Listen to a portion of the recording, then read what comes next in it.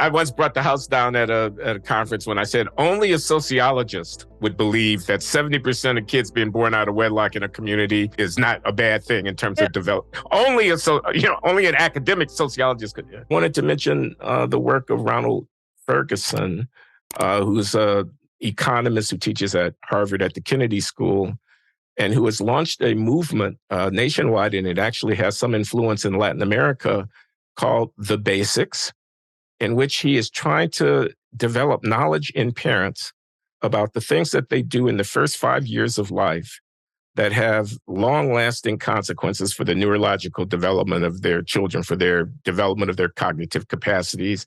He's talking about reading to children, playing with them, about verbalizing, about getting them to know their numbers, their shapes, and et cetera, and about how the reinforcing behavior of parents in the first few years of life have long-term implications for the intellectual development of the youngsters. And that's just one program. It's just one guy. But it's pointing the intervention at the root of the problem, which is developing the intellectual capacities of youngsters. And the thing that that so troubles me about the zeitgeist, about the way we are dealing with these things in these institutions that you're critical of, is that they wait until the end. They wait until it's medical school, and then they're seeing huge disparities in their applicant pool by race in the fitness of the applicants for medical school. And they're trying to solve the social problem of racial inequality there. That's the wrong site for doing it. I mean, you're probably not going to be very effective if by putting a thumb on the scale at medical school at doing something about those test score disparities. And moreover, you're compromising the integrity of the institution when you use that as the site for addressing the racial disparity problem. So, and I'll stop.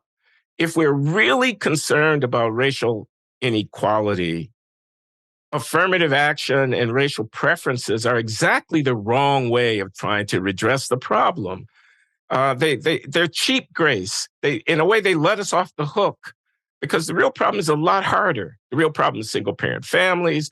The real problem are peer groups who think that getting an education is acting white. The real problems are not turning off the television. The real problems are a lot of failed institutions of human development that are not doing their jobs in K through 12 at equipping kids to be able to realize their full human potential.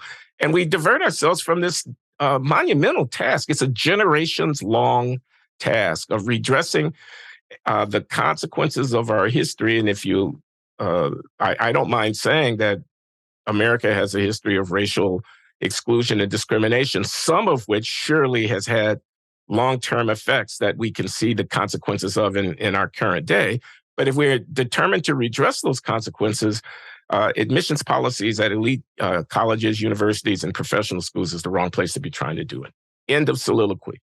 Well, and it's not just admissions policies. Like, what does a diversity, equity, and inclusion bureaucrat know to do? As we were talking before we began recording, I was in this debate, and one of my questions on whether to abolish DEI bureaucracies in college, and I asked one of the members of the opposing team, what exactly is the competence of a DEI bureaucrat, and didn't really get much answer. But they really are not going to be able to solve these skills gaps. They come in way up to fat. I mean, it's ridiculous. They have no capacity to go back and change the home environment in which those children were raised. But yes, it's way too late. I would say to get back to the difficult issue of the rumors of inferiority. Now what we have is basically an effort to shut down any research into heritability in the United States. Yeah, I know. That, to me, if you're so confident that race doesn't exist and that there's no possible influence of genes, then there's nothing to worry about in that research. Now they would say, well, it will nevertheless, whatever it shows, it will be used by those white supremacists to justify racial hierarchies. Well, maybe, but I would say that areas of intellectual inquiry should not be shut down because the possibility of negative, politically unpalatable outcomes. And of course, China is continuing with this research. That having been said, though, I do think that the focus has to be on culture. And it is astonishing the nihilism of denying that home environments matter and that we all accept that to succeed in sports, one has to practice, one has to be monomaniacally focused on developing physical skills and the intellectual skills of being able to, reflexively calculate the trajectory of balls or other flying objects and to gain mastery over one's bodily systems. And yet we think that for intellectual outcomes that practice doesn't matter, that discipline doesn't matter. That's preposterous. And I've said in the past that if Blacks acted like Asians in all things related to academic and indeed life success for 20 years, the parents showed the same fanatical attention to their children's involvement in school, monitoring homework, monitoring school attendance, making sure that students were not ditching school, going out late at night, taking drugs, and we still saw large racial disparities. Then I'll contemplate systemic racism as an explanation. But right now, the differences in how children are raised with Asians on the one hand and like increasingly everybody else on the other are so great that it is way premature to resort to this phlogiston of systemic racism. So I guess I'm outside of an academic environment where you reside, Glenn, and so I'm unaccustomed to patently counterintuitive positions being put forward with a straight face, because I can't believe that anybody could really dismiss the overwhelming importance of family home culture and the Ronald Ferguson's idea of the basics.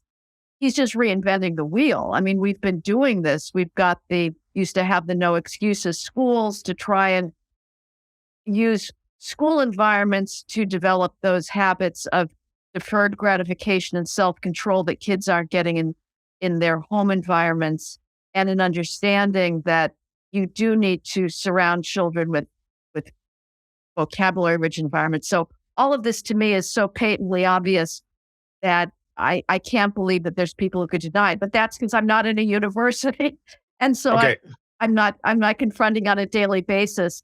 I once brought the house down at a conference when I said only a sociologist would believe that 70% of kids being born out of wedlock in a community is not a bad thing in terms of development. Only an academic sociologist